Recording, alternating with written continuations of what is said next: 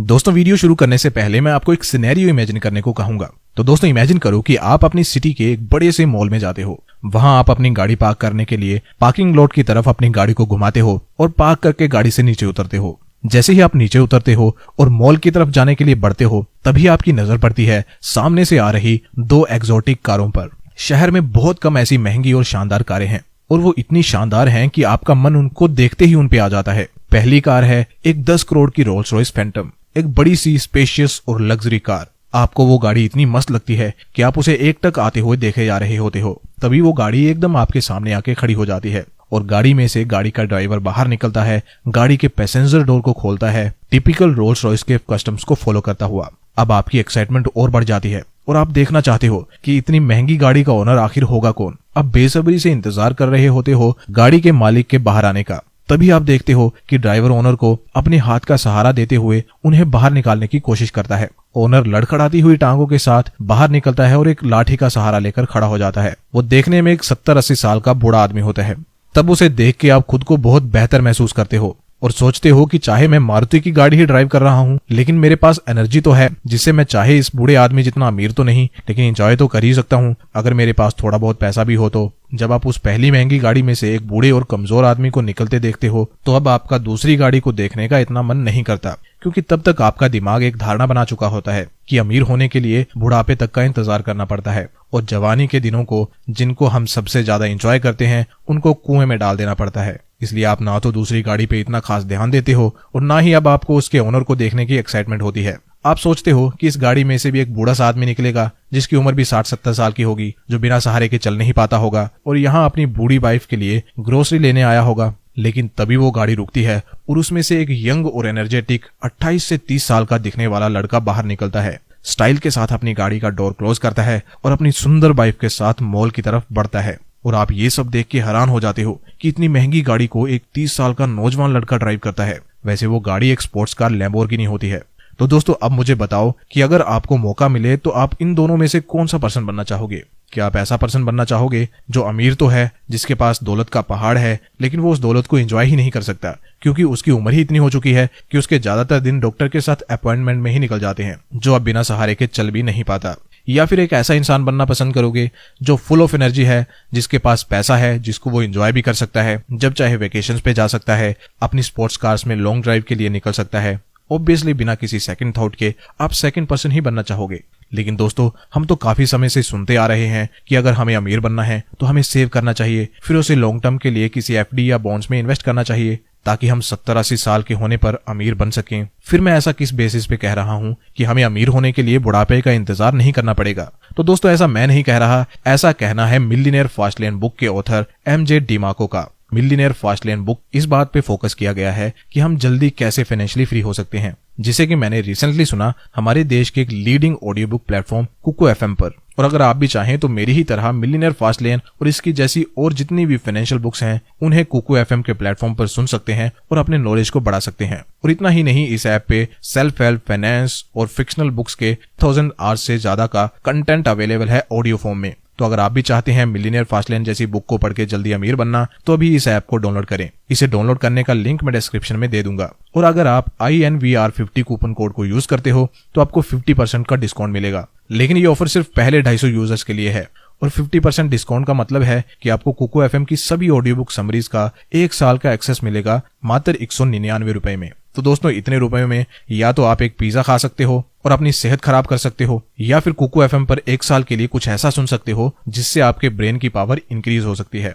तो आइए आप वीडियो में आगे बढ़ते हैं और एमजे डिमाको की बुक मिलियनेयर फास्ट लेन से जल्दी अमीर बनना सीखते हैं। तो दोस्तों ऑथर के अकॉर्डिंग अगर ये आप हो और ये है आपका फाइनेंशियल गोल, तो इस फाइनेंशियल गोल तक पहुंचने के लिए 3 रास्ते होते हैं: साइड लेन, स्लो लेन और फास्ट लेन। इन तीनों रास्तों को आप कुछ इस तरीके से समझ सकते हो। साइड लेन यानी रोड के साइड में बने फुटपाथ पे चलने जैसा है, जिसकी कोई गारंटी नहीं है कि ये आपको आपके गोल्स तक पहुंचाएगा भी या नहीं। दूसरा स्लो लेन का मतलब रोड पे पैदल या फिर साइकिल से चल के अपनी डेस्टिनेशन तक पहुंचना, जिसमें आपकी एक स्पीड लिमिट होगी और इस रास्ते पे चल के आप उस स्पीड लिमिट से ज्यादा तेज नहीं चल सकते। तीसरा है फास्ट लेन, जिसपे कोई स्पीड लिमिट नहीं है। आप इस रोड पे फरारी जैसी कार की फुल स्पीड से चल सकते हो और अपने गोल्स तक पहुंच सकते हो एज सून एज पॉसिबल। तो अब अगर आपको इन तीनों रास्तों में से कोई एक रास्ता चुनने को कहा जाए तो आप किस रास्ते से जाना चाहोगे? विदाउट एनी डाउट आप तीसरे रास्ते यानी फास्ट लेन से ही जाना चाहोगे। दोस्तों, सभी लोग इस रोड से जाना तो चाहते हैं लेकिन चल नहीं पाते। इसी रोड को आप सबसे खाली देखोगे, जबकि बाकी दोनों रास्तों पे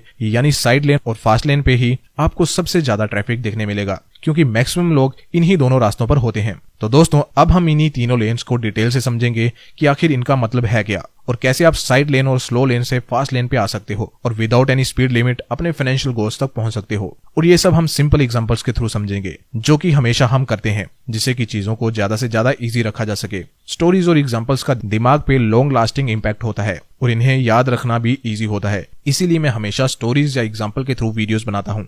तो अब जल्दी से इमेजिन करो 3 दोस्तों को। तीनों ही सेम कॉलेज से ग्रेजुएट हुए हैं, तीनों ही अपनी क्लास के सबसे ब्राइट स्टूडेंट्स में से एक थे, लेकिन आगे चल के तीनों के रास्ते, तीनों के प्रोफेशंस और फाइनेंशियल स्टेटस एकदम अलग होने वाले हैं। तीनों को हम कुछ नाम दे देते हैं फॉर इजी रेफरेंस। पहले दोस्त का नाम हम मोहित रखते हैं, दूसरे का इरफान और तीसरे का साहिल मान लेते हैं। और हाँ, साहिल की स्टोरी सुने बिना वीडियो को छोड़ना मत, अगर आपको जल्दी अमीर बनना है तो, अदरवाइज यू कैन स्किप। तो अब सबसे पहले दोस्त यानी मोहित के बारे में जान लेते हैं, जिसे कि कॉलेज कैंपस से ही प्लेसमेंट मिल जाती है। उसको एक प्राइवेट कंपनी में एक जूनियर इंजीनियर की जॉब मिल जाती है, जहां उसकी सैलरी 25,000 की होती है। मोहित को जैसे ही पहली सैलरी मिलती है तो उससे वो 70,000 का आईफोन खरीद लेता है, वो भी EMIs पे। फिर अगली सैलरी मिलती है तो फ्लैट में AC लगवा लेता है, अगेन EMIs पे। और इसी तरीके से वो हर महीने की सैलरी का यूज करता है, महंगी घड़ियों पे, गैजेट्स पे और पार्टीज में मौज मस्ती में उड़ा देता है। मोहित का मानना है कि कल किसने देखा, लाइफ का क्या पता आज है कल हो ना हो। और यही माइंडसेट होता है सभी साइड वर्कर्स का। और ये माइंडसेट सिर्फ मोहित जैसे कम सैलरी वाले लोगों का ही नहीं होता। इस कैटेगरी में बहुत सारे ऐसे लोग भी आते हैं जो दिखते तो बहुत अमीर हैं, लेकिन जब कभी उन पे बुरा टाइम आता है तब पता चलता है कि वो अंदर से तो कंगाल हो चुके हैं। जैसे कि आप कई बार सुनते होंगे कि कई सारे स्टार्स और सेलिब्रिटीज बैंकरप्ट हो गए। असल में वो इसलिए बैंकरप्ट होते हैं क्योंकि माइंडसेट उनका गरीबों वाला ही होता है। वो तो बाई चांस उन्होंने कहीं से पैसे कमा लिए होते हैं। इसलिए आप देखोगे कि मैक्सिमम लॉटरी जीतने वाले लोग कुछ सालों में ही उस पैसे को उड़ा देते हैं। इस माइंडसेट से बाहर निकलने के लिए आपको अपने अंदर के 3 रॉन्ग बिलीफ्स को निकालना होगा। पहला, कि वेल्थ बनाने के लिए आपको लक चाहिए होता है। इस बिलीफ को जितना जल्दी हो सके हटा दो, क्योंकि जब तक ये बिलीफ आपके मन में रहेगा तब तक आप यही सोचते रहोगे कि अमीर बनने के लिए आपको लकी होना पड़ेगा, जबकि अमीर बनने के लिए लक की नहीं हार्ड वर्क की रिक्वायरमेंट होती है। दूसरा बिलीफ ये कि अमीर बनना एक इवेंट है, ये एक बहुत ही गलत बिलीफ है। वेल्थ कभी भी रातों रात नहीं बनाई जाती, इसके पीछे एक पूरा प्रोसेस होता है। जैसे कि आप अपने किसी अमीर दोस्त से मिलते हो और ये सोचते हो कि ये तो रातों रात अमीर हो गया है, जबकि अगर आप उससे पूछो तो वो आपको अच्छे से बताएगा कि उसने कितनी रातें जाग के गुजारी हैं इस मुकाम तक पहुंचने के लिए। थर्ड बिलीफ कि कोई दूसरा आपको आके पैसे दे देगा तो आप अमीर बन जाओगे। ये सुन के आपको ऐसा लगा होगा कि यार ऐसा भी कोई सोचता है क्या। मुझे भी ऐसा ही फील हुआ था जब मेरा ही एक फ्रेंड मुझसे कहने लगा कि यार अंबानी इतना अमीर है, अगर ये मुझे 1-2 करोड़ रुपए दे देगा तो इससे इसको कोई फर्क नहीं पड़ेगा और मेरी कई पुश्तें इसमें गुजारा भी कर लेंगी। और वो मजाक में नहीं कह रहा था, उसका सच में यही मानना है कि अमीर लोगों को गरीब लोगों को पैसे देने चाहिए जिससे वो भी अमीर हो सके। तब मैंने उसको भी लॉटरी वाला एग्जाम्पल दिया था, लेकिन उसके एक्सप्रेशन देख के मुझे मालूम पड़ गया था कि इसे मेरी बात समझ नहीं आई है। तो दोस्तों, इन तीनों बिलीफ्स को अपने दिमाग से निकालने के बाद आप साइड लेन से तो बाहर आ जाओगे, लेकिन अब स्लो लेन जिसमें कि इरफान जैसे लोग आते हैं उसके बारे में भी जान लेते हैं। इरफान कौन? इरफान वही मोहित का दोस्त। कॉलेज में दोनों ही काफी ब्राइट स्टूडेंट थे,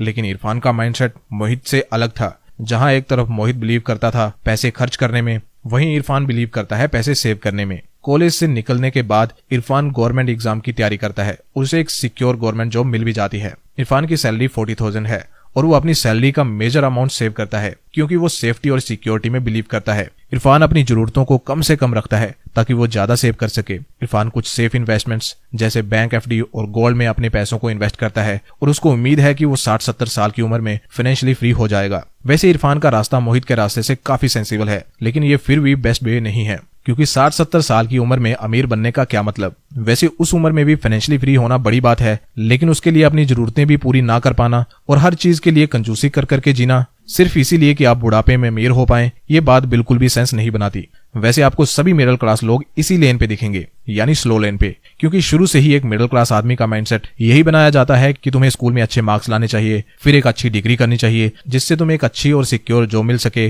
फिर अपनी सैलरी को सेव करना चाहिए जिससे तुम फाइनली एक अच्छी रिटायर्ड लाइफ जी सको। स्लो लेन से फास्ट लेन पे आने के लिए भी आपको बस थोड़े से माइंडसेट शिफ्ट की जरूरत है, जिसे कि साहिल ने समय रहते मास्टर कर लिया है और वो फरारी की फास्ट राइड को एंजॉय कर रहा है। कैसे, आइए जानते हैं। साहिल ने सबसे पहले जो भी उसे जॉब मिली उसने उसी में काम करना शुरू कर दिया। उसको सबने काफी क्रिटिसाइज किया और मजाक उड़ाया कि इतना इंटेलिजेंट होने के बावजूद भी तुम इतनी कम सैलरी वाली जॉब कर रहे हो। लेकिन साहिल के माइंड में सब क्लियर था कि वो क्या कर रहा है और क्यों कर रहा है, इसलिए वो किसी की सुनता नहीं है और पार्ट टाइम अपनी जॉब को कंटिन्यू करता है। साहिल सुबह 9 बजे जॉब पे जाता है और 3 बजे घर वापस आ जाता है। अब बाकी का समय वो अपने साइड हसल पे लगाता है। साहिल अपने यूट्यूब चैनल पे काम करता है। साहिल हर हफ्ते अनुशासन के साथ यूट्यूब पे वीडियोस डालता है। काफी महीनों तक उसे रिजल्ट नहीं दिखता, लेकिन फिर भी वो बिना रुके वीडियोस अपलोड करता रहता है, क्योंकि वो प्रोसेस में बिलीव करता है।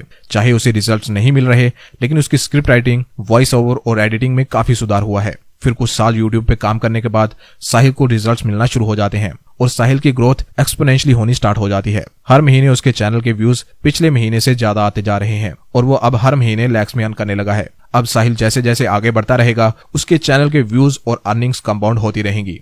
साहिल अपनी इनकम का एक छोटा हिस्सा स्टॉक्स में भी इन्वेस्ट करता है अपनी फ्यूचर फाइनेंशियल गोल्स के लिए, और 10 सालों में फाइनेंशियली फ्री हो भी जाता है। और अब साहिल पैसों के लिए काम नहीं करता, बल्कि पैसा उसके लिए काम करता है। वो सो भी रहा होता है तब भी पैसे उसके बैंक अकाउंट में आते रहते हैं। तो दोस्तों, ये है फास्ट लेन में रहने के मजे। बस कुछ साल आपको कड़ी मेहनत करनी होती है, फिर बाकी की लाइफ आप अपने हिसाब से जी सकते हो। ये रास्ता फास्ट तो है, लेकिन इजी बिल्कुल भी नहीं है, क्योंकि अगर ये इजी होता तो मैक्सिमम लोग इसी रास्ते पर होते, ना कि साइड लेन या स्लो लेन पे। तो दोस्तों, मैंने इस बुक का पूरा निचोड़ इस वीडियो में आपके सामने रखने की कोशिश करी है। अगर आप वीडियो को अभी तक देख रहे हो तो बहुत चांसेस हैं कि या तो आप पहले से ही फास्ट लेन पे हो या फिर आना चाहते हो। अगर हाँ, तो चैनल को अभी सब्सक्राइब करिए, क्योंकि हमारे चैनल का कंटेंट आपको वो माइंडसेट बनाने में मदद करेगा जो फास्ट लेन पे आने के लिए चाहिए होता है। तो दोस्तों, मिलियनेयर फास्ट लेन बुक की समरी आपको कैसी लगी, आप कमेंट करके बता सकते हैं और वीडियो को भी लाइक कर सकते हैं, ताकि मैं जान पाऊं कि आपको वीडियो पसंद आई है। और दोस्तों, अगर आप एक डीमैट अकाउंट खुलवाना चाहते हैं तो मैं अपने देश के one of the best broker के फ्री डीमैट अकाउंट का लिंक डिस्क्रिप्शन में दे दूंगा। You can check that out.